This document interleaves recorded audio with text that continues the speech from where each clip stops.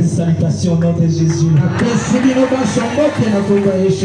Je remercie le Dieu Tout-Puissant de cette opportunité de me lever devant l'Assemblée des Saints et de parler de sa part. Car la parole dit, poussé par le Saint-Esprit, que les hommes ont parlé de la part du Seigneur. Et que moi aujourd'hui, je ne parle pas de ma part, je veux parler de la part de Jésus, comme le Saint-Esprit nous a dit. Je rends grâce également à notre papa de cette marque de confiance qu'il a placée à notre égard. Parce que je sais, vous qui êtes aussi assis là, vous êtes aussi des grands prédicateurs, vous êtes aussi des gens que Dieu ça va.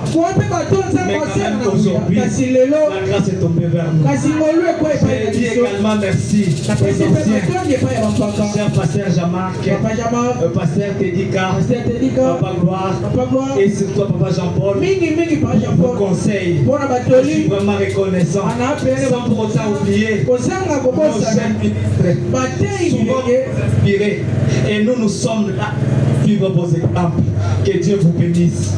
Et j'ai béni également l'Assemblée tout entière. Car le prophète dit, il y a trois moyens, trois manières distinctes de soutenir un don par votre présence, par vos moyens physiques et par vos prières. Si vous ne devez pas être là, nous on n'allait pas prêcher les chefs, on n'allait pas prêcher les bas. Car vous êtes important, voilà que vous êtes là. Nous disons merci. Que Dieu vous bénisse. Nous allons lire la parole. Car le prophète dit, lire la parole simplement, c'est s'aventurer sur un terrain glissant. Mais ce qui est important, c'est nous tirer une pensée cachée derrière cette écriture. Nous allons lire le livre de Genèse, chapitre 9, le verset 8 jusqu'au verset 17. Nous lisons au nom du Seigneur Jésus. Nous lisons au nom du Seigneur Jésus.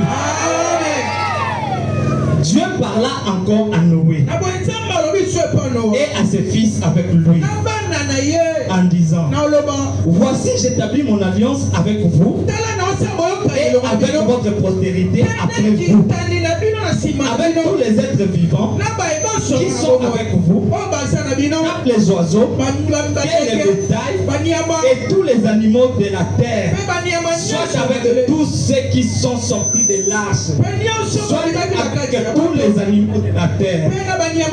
J'établis mon alliance avec vous. Aucune chair ne sera plus exterminée par les eaux du déluge. Il n'y aura plus de déluge pour détruire la terre. Et là, je saute directement le verset 17. Dieu dit à Noé, et les signes de l'alliance que j'établis entre moi et toi et toute chair qui est sur la terre. Et Dieu ajoute la bénédiction sur sa parole. Veuillez vous asseoir. Sans plus tarder, nous allons lire également le livre des Romains, chapitre 4, le verset 16. Nous lisons au nom du Seigneur Jésus. C'est pourquoi les héritiers les sont par la foi. Pour que ce soit par la grâce, afin que la promesse soit assurée à toute la postérité, non seulement celle qui est sous la loi, l'alliance inconditionnelle, avec son sous-terme, l'alliance inconditionnelle que Dieu a traité avec son peuple. L'alliance inconditionnelle que Dieu a traité avec son peuple. Bien aimé dans le Seigneur, comme on vient de parler de l'alliance ici, dans l'ordre des jeux, Dieu, quand il donne une alliance à une personne, que ce soit une alliance inconditionnelle, que ce soit une alliance conditionnelle, une condition que Dieu donne. Et la première personne que Dieu a fait l'alliance avec elle, Adam, Dieu a fait une alliance conditionnelle avec Adam. Dans l'entrée des jeux, l'alliance veut dire quoi? On puisse entamer le développement de notre sujet. Nous devons d'abord définir c'est quoi l'alliance. Parce que si déjà le début n'est pas compréhensible, la suite ne sera pas compréhensible. Voilà pourquoi nous allons d'abord commencer à définir c'est quoi l'alliance. L'alliance, c'est un accord, c'est un pacte qui lie des parties, un pacte qui lie des personnes. Et s'il faudrait parler de l'alliance, ici nous voyons qu'il y a deux types d'alliances que Dieu a formées avec son peuple. Il y a l'alliance conditionnelle et l'alliance inconditionnelle. Mais nous allons parler de l'alliance inconditionnelle. Comme le prophète dit, quand il peut y avoir les faux dollars, mais les vrais dollars aussi existent. Nous allons pas commencer par l'alliance conditionnelle, inconditionnelle, sans pour autant parler de l'alliance conditionnelle. C'est quoi l'alliance conditionnelle? L'alliance conditionnelle, c'est une alliance d'abord bilatérale. Une alliance qui est faite par deux parties. Et dans toutes ces deux parties, ils sont appelés à respecter les engagements. Et si une partie n'arrive pas à respecter ses engagements, l'alliance est appelée à se rompre. C'est ce qu'on appelle l'alliance sous la loi.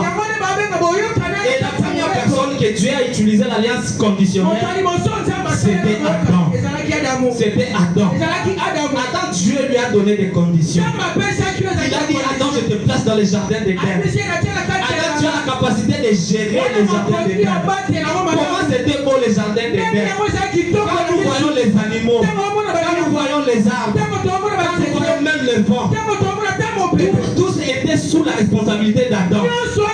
Pendant que le vent et la tempête pouvaient déranger les cheveux de Ève. Et Adam avait la possibilité de dire, tempête, arrête-toi.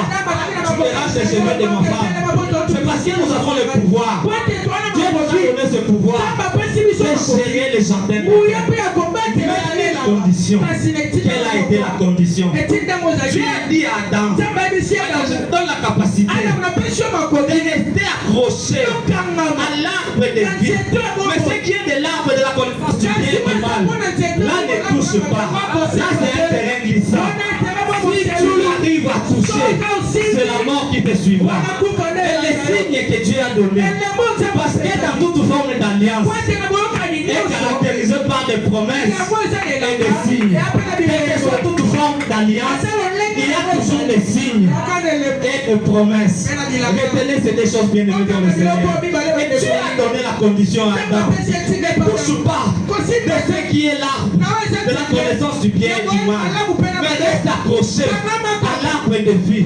L'arbre de vie, c'est quoi? C'est le Seigneur Jésus-Christ. Quand tu es attaché au Seigneur, tu es dans la sécurité. Quand tu es attaché au Seigneur, tu es dans une bénédiction. Quand tu es attaché au Seigneur, tu as la maîtrise de toutes choses. Quand tu es attaché au Seigneur, tu as la supériorité sur tous les ennemis. Voilà la condition que Dieu a dit à Adam n'a pas obéi. Adam a désobéi. De la même manière, nous le sommes. Nous sommes de nature pécheresse. Voilà que David pouvait dire, je suis né dans le péché, conçu dans l'iniquité. Parce que l'homme est toujours de nature pécheresse. Voilà que Adam a failli à sa mission. Il aurait fallu maintenant un second Adam puisse naître. Mais Dieu a chassé Adam dans les jardins d'Éden. Dieu a placé des chérubins avec les épées pour que l'homme ne retourne plus au jardin d'Éden. Oh, c'était malheureux pour Adam. Le pouvoir qu'Adam avait, il a détruit. Adam pouvait maintenant aller se briller en dehors de la terre, en dehors du jardin d'Éden. Oh, c'était pénible pour Adam. Adam qui avait la capacité de dire quelque chose et la chose accomplie. Mais Adam est retourné pour cultiver la terre, pour marcher dans la sueur. Pourquoi suite à sa désobéissance? Aimez dans le Seigneur, je vous prie ce soir d'être obéissant à la parole de Dieu. D'être obéissant à la parole de Dieu. Quand nous sommes obéissants à la parole, tout nous sera possible. Tout sera possible. Voilà que le second Adam devait passer entre les deux épées. Être blessé. Et que le sang est coulé. Et que par ce sang que nous avons fait la nouvelle alliance avec le Seigneur. Et au travers des sangs que nous avons renouvelé l'alliance que nous avons depuis les jardins d'Éden. Nous allons voir maintenant la deuxième personne. La première personne d'ailleurs que Dieu a fait une alliance inconditionnelle. C'était avec Noé. Dans la table, je vous ai dit dans toute forme d'alliance, il faut déjà retenir qu'il y a des choses, des caractéristiques bien disposées. C'est les signes et la promesse. Nous allons voir. Nous allons lire les prophètes. Combien j'aime les prophètes. J'aime vraiment les prophètes. Nous allons lire dans les serments à Apocalypse, chapitre 4, la deuxième partie, prêché le 1er janvier 61, dans son paragraphe 174 à 175. Nous lisons notre Seigneur Jésus. Vous voyez, l'alliance était la vie pour Noé. En effet, Dieu l'avait épargné. Mais l'alliance que Dieu fit avec lui-même était un arc-en-ciel. Bon, je vais vous montrer dans un instant quelle était l'alliance entre Dieu et Noé. Mais celle-ci, c'était l'alliance que Dieu a faite avec lui-même. Amen. C'était l'arc-en-ciel. Maintenant, nous découvrons. Alors qu'une alliance est un signe. Un signe. Dieu dit ici que c'était un signe. N'est-ce pas? Voyez, j'ai placé mon arc dans la nuée. Ça, c'est après la destruction du monde. La destruction par l'eau. Avant Noé, toute la chair fut détruite. Et il servira des signes d'alliance entre moi et la terre. Et ici Noé est en train de dire. Noé est en train de dire que Dieu lui a donné une alliance. Et cette alliance était une alliance inconditionnelle. C'était une alliance sans condition. Mais quand bien c'était une alliance sans condition, mais il y a une condition derrière. Et cette alliance que nous venons de lire, Dieu a fait avec Noé juste après le déluge. Mais par révélation, je viens de voir que l'alliance que Dieu a faite avec Noé, ça a commencé avant le déluge. Pourquoi Dieu a dit à Noé, construisez l'arche. Tout celui qui entrera aura la vie sauve. Tout celui qui entrera aura la vie sauve. Voilà que Noé était en train de construire l'arche. Noé a dit les gens d'entrer dans l'arche. Nous sont entrés dans l'arche. Maintenant, juste après le déluge, juste après le déluge, Dieu est descendu et a donné une alliance avec Noé. Dieu a dit à Noé, je regrette de vouloir exterminer la race humaine. Je regrette de vouloir tuer les gens par les pluies. Maintenant, moi l'éternel des armées, Abraham a obéi en partie. Abraham a quitté son pays. Quand j'entre entre les lignes, pourquoi Dieu dit à Abraham de quitter son pays? Je prends le mercredi, on avait déjà parlé. Parce qu'Abraham est d'origine de Babylone. Abraham est né à Ur. Et Ur est une cité de la Chaldée. Et Chaldée est une sous-région de la Mésopotamie. Et la Mésopotamie se trouve, comme le diable avait dit, entre le fleuve Tigre et le fleuve Euphrate. C'est là que se trouve la Mésopotamie. Et la Babylone, l'empire Babylone, est juste au sud de la Mésopotamie. Comme le diable avait dit ici, la Mésopotamie est considérée comme la ville des idolâtres. Voilà pourquoi, quand j'ai mis entre les lignes, Dieu avait raison de dire à Abraham, tu dois quitter ton pays. Pourquoi? Parce que ton pays, c'est un pays des idolâtres. C'est de la même manière aujourd'hui. Dieu est en train de t'appeler bien-aimé. Dieu est en train de t'appeler chère sœur. De quitter le monde. Parce que tant que nous sommes dans le monde, la promesse de Dieu elle ne sera pas.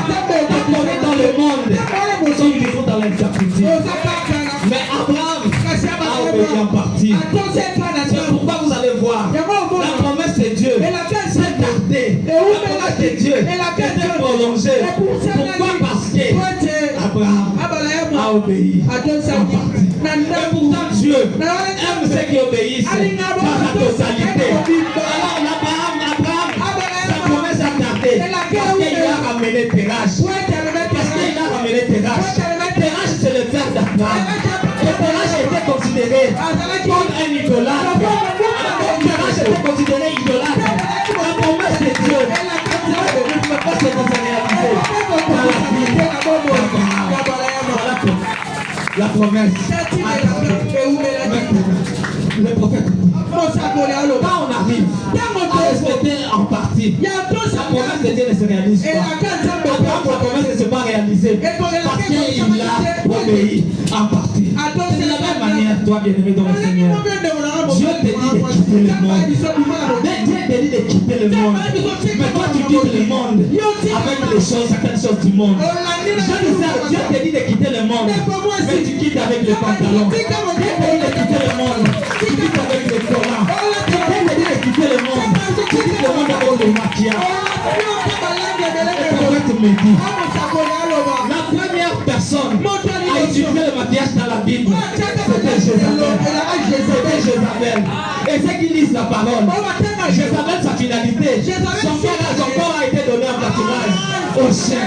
Et le prophète te dit, jeune sœur, toi qui utilises le maquillage, par hasard, tu n'es pas diable pour chien. Ce n'est pas moi qui ai dit. Ce n'est pas moi qui ai dit. C'est le prophète qui a dit. C'est le prophète qui dit, jeune sœur, tu es la diable donnée au chien. Nous allons voir dans Genèse chapitre 22, verset 17. Dieu a donné deux promesses à Abraham. Deux promesses. La première, c'est la promesse spirituelle. Elle a dit à Adam, je te bénirai comme les étoiles du ciel. Et je te bénirai également comme les sables du bord de la mer. Là, je vois qu'il y avait des alliances. Il y a l'alliance spirituelle et l'alliance physique. L'alliance physique était née d'Abraham, d'Isaac et d'Israël. Mais l'alliance spirituelle vient du Christ. Par son sang, nous avons obtenu l'alliance. Par son sang, nous avons été sauvés. Quel a été maintenant les signes que Dieu a donné à Abraham? Dieu a dit à Abraham, le signe que je te donne, c'est la circoncision. Et tout fils mâle qui naîtra de ta famille, il doit être circoncis. S'il n'est pas circoncis, il n'est pas de ta famille, il n'est pas de la race d'Abraham. Voilà que plus tard, je vois que Moïse, Dieu a traité une alliance conditionnelle avec Moïse. Mais quelque part, la colère de Dieu devait s'abattre contre Moïse. Je me demande pourquoi. Pourquoi la colère de Dieu devait s'abattre contre Moïse? Parce que Moïse est descendu en Égypte sans pour autant circoncire son fils. Et pourtant, Dieu est bon. C'est fera. C'est pourquoi je prie, bien-aimé dans le Seigneur, surtout vous jeunes frères, quand vous voulez épouser, cherchez une femme qui est assidue à la parole. Cherchez une femme qui est assidue à la parole. Connaissez que Dieu pouvait le punir. Sephora est allé vite circoncire son fils. Et quand les sang est versé, la colère de Dieu s'est apaisée. La colère de Dieu s'est apaisée. Le prophète me dit plus tard qu'Abraham, la signification c'était père élevé. C'était père élevé. Et puis bien aimé dans le Seigneur, quand Dieu pouvait faire l'alliance avec Abraham, normalement Dieu pouvait changer son identité. De sortir d'Abraham, de sortir à Abraham. Et Abraham veut simplement dire le père d'une multitude de nations. Pendant que la promesse pouvait tarder, Abraham devait rester focus à ce que Dieu lui a dit. Dieu lui a dit que tu seras le père d'une multitude. Abraham était accroché à cette parole. Et quelle a été une autre promesse? Le prophète dit Abraham était la préfiguration de Dieu. Pourquoi? Parce qu'Abraham est le père de la foi. Et dès le départ, je vois que Dieu est même le fondateur de la foi. Dieu est même le créateur de la foi. Abraham était la préfiguration de de Dieu. Amen. Et Isaac, qui est le fils bien-aimé d'Abraham, est la préfiguration de Jésus. Amen. Comment il est la préfiguration de Jésus? Oh. Isaac était le fils bien-aimé d'Abraham. Comme Jésus était le fils bien-aimé de Dieu. Et nous voyons plus tard, Jésus a été pensé à la croix. Il a porté sa croix.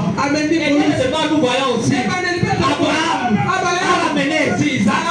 Isaac a porté aussi le bois. Il est sacrifié.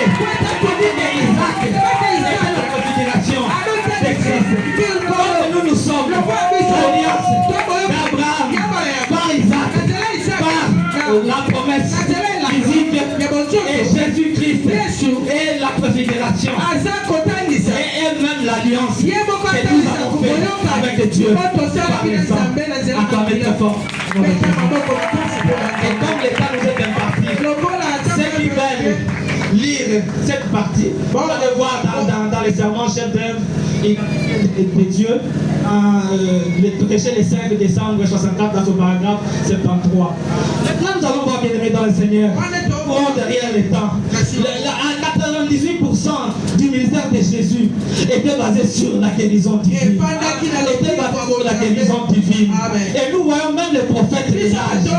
Si nous voyons la plupart de son ministère était basé sur la guérison divine.